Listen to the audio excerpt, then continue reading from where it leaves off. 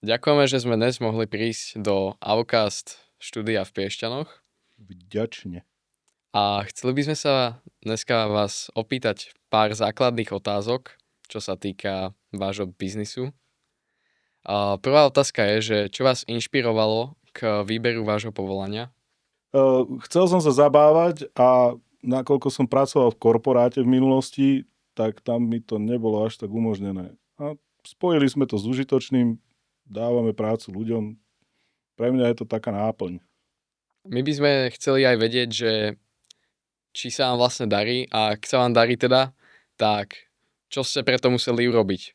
Boli tam veľké straty veľké, na ktoré si viete spomenúť? Darí. Neviem, jak by som definoval, že či sa nám darí. V podstate ľudia majú prácu, my v podstate máme z čoho platiť účty, tak by som povedal, že asi je to OK, darí sa. A či sme zadefinovali nejaké stráty, tak ja si myslím, že podnikateľ, alebo teda akýkoľvek podnik, ktorý nezažil stráty, tak asi nepodnikal. Zažili sme, že veľké stráty, takže áno, boli tam aj obrovské problémy. Aký bol asi taký najväčší problém, aký si môžete vybaviť teraz? Najväčší problém bol... Aj sú určite problémy, keď sa stretnete s klientami, ktorí v podstate nekorektne sa nejakým spôsobom správajú, neuhrádzajú, alebo teda sa dostanete do takých, že máte dlhodobo záväzky u nejakého klienta. Takže to je asi ten najväčší problém, lebo v podstate tam sa nabalujú potom na to ďalšie veci, že či už sú to nejaké DPH, úhrady, musíte zaplatiť zamestnancov, takže toto bývajú také, že problémy celkom zlomové, keď sú to nejaké väčšie práce. Takže dajme tomu, že by ste pokračovali a darilo by sa vám viacej teda, povedali ste, že je to OK, tak dúfam, že to bude aj OK naďalej. Ďakujem pekne, no dúfam. A kebyže náhodou zbohatnete z toho, tak povedzme, že čo by pre vás to bohatstvo znamenalo? Že ako si to predstavujete? Ja neviem, ja si nepredstavujem nejaké bohatstvo, ani neviem, že či sa dá, že zbohatnúť, alebo čo to znamená. Neviem, čo je definícia bohatstva pre vás skôr, ako pre mladých ľudí, lebo ja absolútne neviem definovať bohatstvo. Tak, ja som toho názoru, že veľa mladých ľudí si myslí, že bohatstvo je iba veľký počet peňazí, ale neuvedomujú si dostatočne to, že keď majú veľa peňazí, to ešte z nich neurobí bohačov, potrebujú tie peniaze využiť a ak ich nevyužijú, tak za chvíľu aj zmiznú.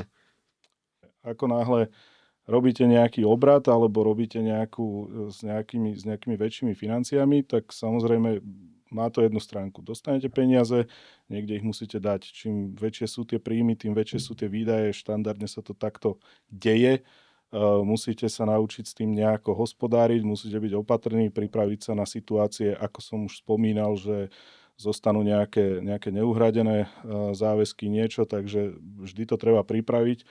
To znamená, že v podstate tie náklady sa vždycky vyrovnávajú s tými príjmami a treba s tým len nejako rozumne sa naučiť hospodáriť. Takže neviem toto úplne vyšpecifikovať. Povedal by som, že sme OK, hádam to pôjde len lepšie a lepšie. Keď to bude lepšie a lepšie, tak budeme zase investovať len do nejakých inovácií, do niečoho, čo vieme zlepšiť, čo vieme spraviť. A za každým, keď sa niečo zadarí, tak sa snažíme investovať do projektov a do ľudí. Keby môžete, tak tie peniaze by ste investovali, jak ste povedali, do tých projektov a ľudí, ale kebyže ich musíte niekam dať, že si ich chcete odložiť, kam by ste ich dali? Štandardne sú určite nejaké bankové produkty, ktoré nám umožňujú, musí ako podnikateľ, myslím si, že akýkoľvek alebo ktokoľvek v akejkoľvek oblasti musí mať vytvorené nejaké rezervy. A ako som povedal, na tie ďalšie nejaké nečakanosti alebo niečo, čo príde, vždy sa niečo pokazí. To je zásada. Prakticky v podstate investujeme do vecí, ktoré potom vedia nejakým spôsobom byť profitabilné pre nás. Takže spustí sa nejaký nový projekt, zainvestuje sa možno niečo málo do priestorov, do produkcií a tak ďalej. Vo všeobecnosti všetky tie oblasti, ktoré robíme, tak sa snažíme rozvíjať. Takže asi takto by som to len zadefinoval. Tie bankové produkty nám niečo vedia odložiť a prakticky tak, aby sme mali vždycky tú zábezpeku. A následne tie ďalšie investície by som skôr definoval tak, že určite do niečoho, čo nám vie vyrábať ďalšie nejaké peniaze.